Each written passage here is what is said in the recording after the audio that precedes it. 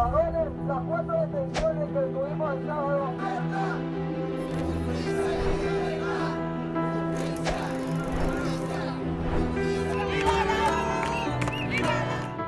Aunque la atención en este momento está centrada en la transición y las negociaciones entre factores políticos, hoy queremos hablarle especialmente a esas miles de víctimas de violaciones a sus derechos humanos. Cuando un gobierno decide cerrar una puerta a la justicia internacional, la gran pregunta es si con eso logrará escapar de ella o si simplemente confirma por qué esa justicia sigue siendo necesaria. Analizamos las implicaciones de la decisión de la administración de Delcy Rodríguez de retirar a Venezuela del Estatuto de Roma y el verdadero alcance frente a la investigación que adelanta la Corte Penal Internacional sobre presuntos crímenes de lesa humanidad cometidos en nuestro país. Conversamos con Rafael Uzcategui, defensor de derechos humanos, director de Provea. Bienvenido a mi programa Cara a Cara por Impacto Venezuela. ¿Cómo estás? Bien, gracias Mildred y bueno, espero que todos los tuyos estén bien y por supuesto uno siempre ratifica los deseos de que todos los venezolanos se encuentren de la mejor manera después de, bueno, esto tan terrible que nos ocurrió con el doblete sísmico. Sí, un día a la vez, como le digo todos los días a mi mamá, ¿no? Porque eso genera, aparte de lo que ya venimos padeciendo desde hace muchos años, esto como que suma un elemento emocional importante que hay que considerar, ¿no? Para lo que resta del año y años posteriores también.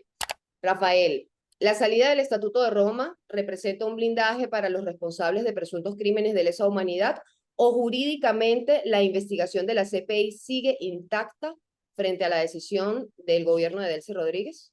Sí, mira, es muy importante como lo describiste porque es una ventana y yo sé que, bueno, todos los venezolanos tenemos la urgencia que esta situación de violación de derechos humanos comience a resolverse y a uno le gustaría que la Corte Penal Internacional fuera, bueno, fuera expedita, pero lamentablemente sabemos que es una institución que por su naturaleza penal, por la naturaleza penal de la investigación, necesita tiempo para poder levantar todos los elementos que cuando inicie una investigación o una acusación con nombre y apellido, por supuesto ese expediente esté lo más blindado posible. Es decir, no solamente bastan los testimonios que son muy importantes de las víctimas, no solamente es suficiente las declaraciones públicas que han hecho los funcionarios, sino que necesitamos evidencias concretas, ¿no? Claro.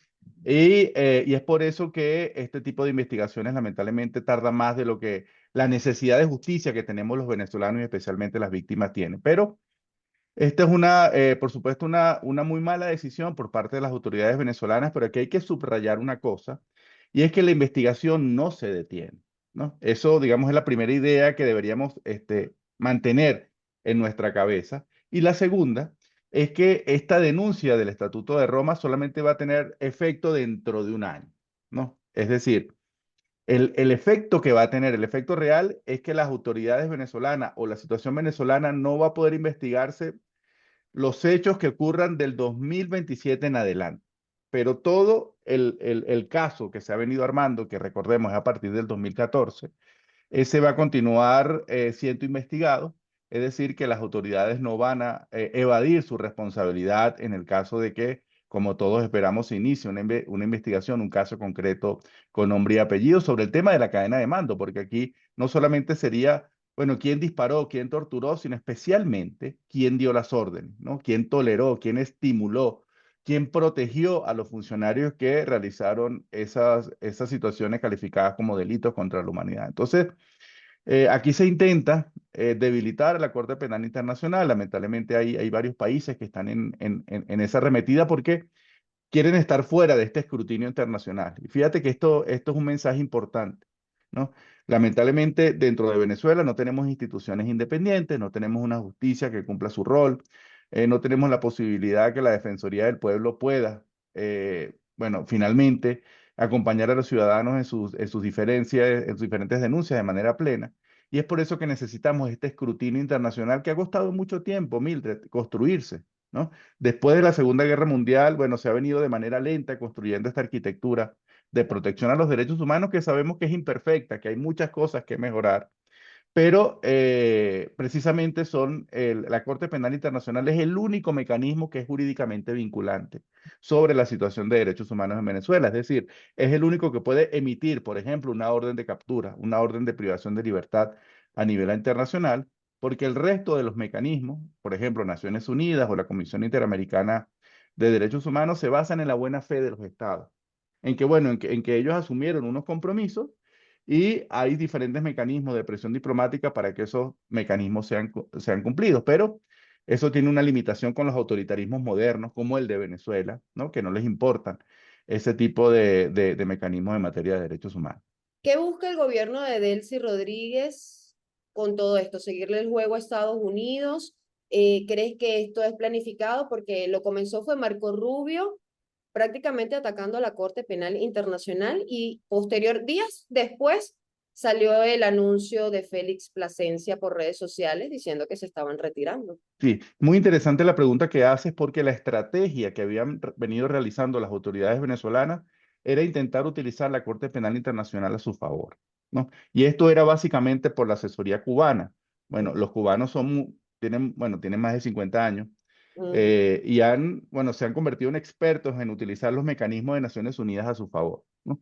Y fíjate que lo que Venezuela hizo fue, o las autoridades venezolanas, incorporar una denuncia adicional, el caso que se conoció como Venezuela 2, que ya ha sido desestimado, eso es importante subrayarlo, en donde Venezuela decía que había sido víctima, el país había sido víctima de crímenes de lesa humanidad como consecuencia de la aplicación de sanciones.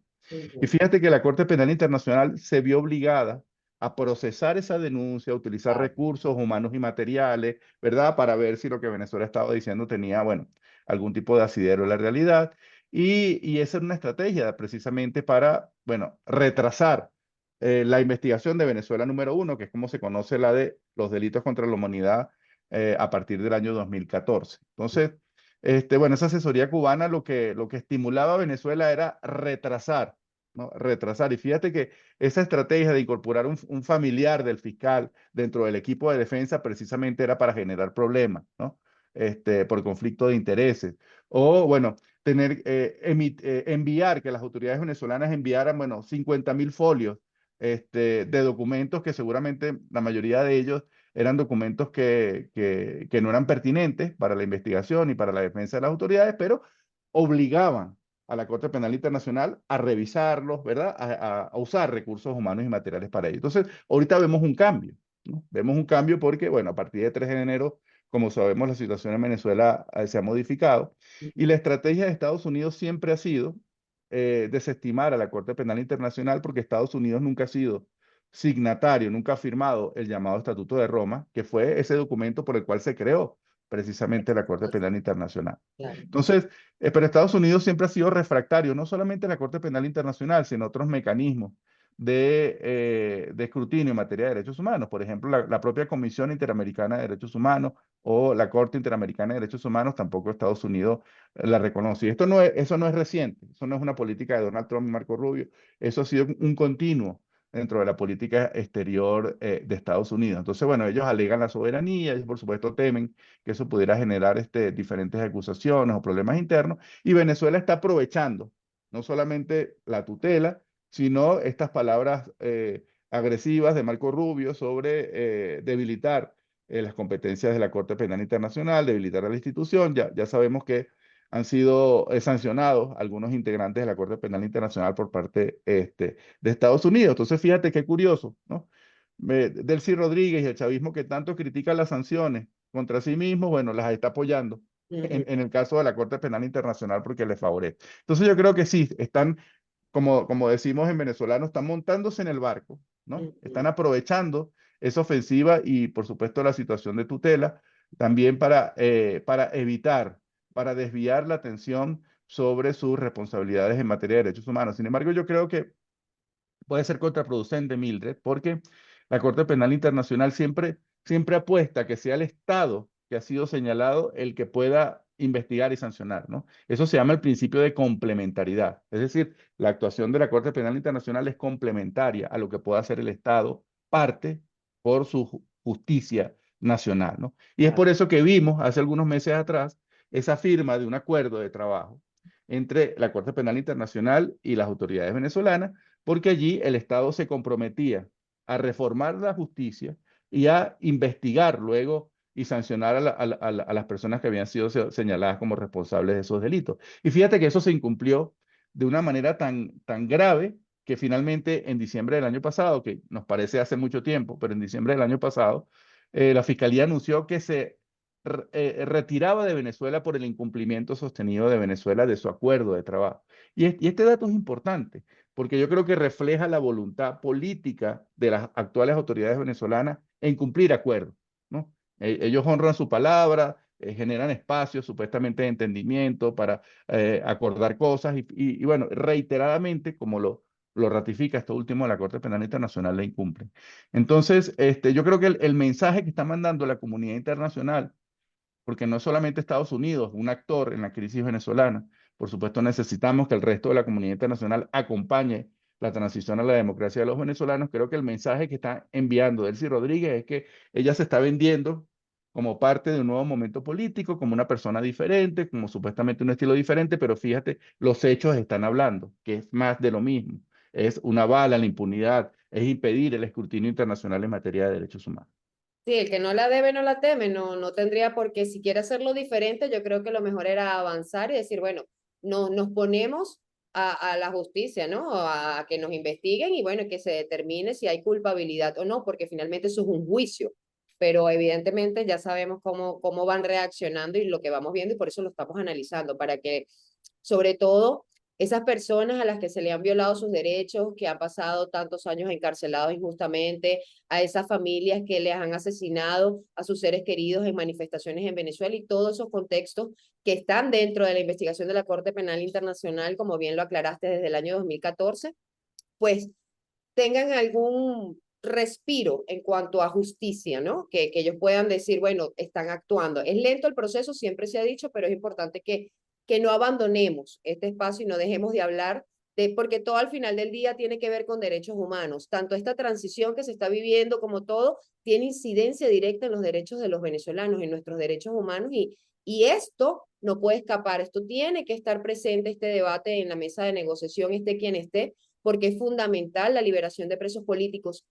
¿Qué cifra maneja Provea en este momento de personas que continúan encarceladas por razones políticas? Sí, bueno, yo sigo siendo parte de la Asamblea de Provea, pero ahora estoy trabajando en una ONG que se llama Laboratorio de Paz y por supuesto somos parte todos del movimiento de derechos humanos. Okay. Y organizaciones como Justicia, Encuentro y Perdón y el Foro Penal, que son los colegas que se abocan directamente a trabajar con familiares y con presos políticos, hablan que todavía permanecen más de 400 personas.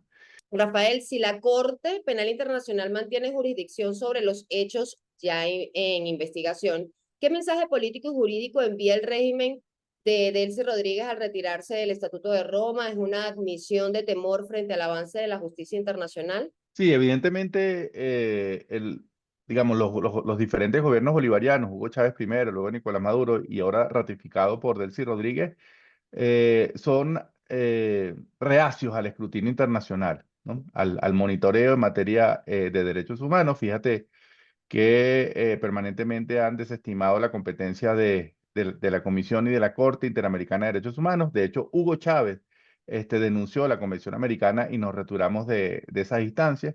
Y ahora Delcy Rodríguez, bueno, mantiene esa política de desconocimiento de este monitoreo internacional. Así que para mí lo importante es que en este momento Delcy Rodríguez está reafirmando precisamente que es una continuidad y no que es una persona diferente, que supuestamente estamos en un nuevo momento político donde van a ocurrir cosas de manera diversa como habían ocurrido antes y sus actos, sus hechos, están ratificando que sigue siendo más de lo mismo de lo que los venezolanos hemos padecido en las últimas décadas. Así que y en segundo lugar, creo que también es un mensaje importante, no solamente para la comunidad internacional, sino para los venezolanos, sobre que en Venezuela no van a haber reales reformas del sistema de administración de justicia que había sido uno de los compromisos adquiridos en ese memorándum de trabajo con la Corte Penal Internacional.